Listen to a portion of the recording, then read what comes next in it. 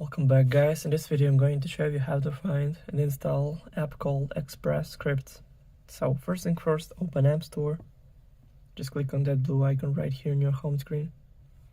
Then make sure that you log in on your Apple ID account. Then click on the search button right here.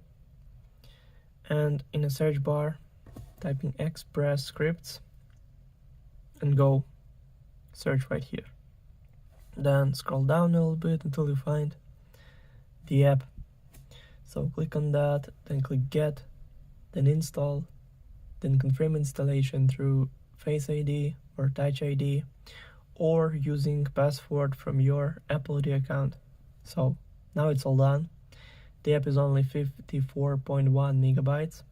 Also, all links will be in the description of this video. Hope you guys enjoy. Thank you for watching.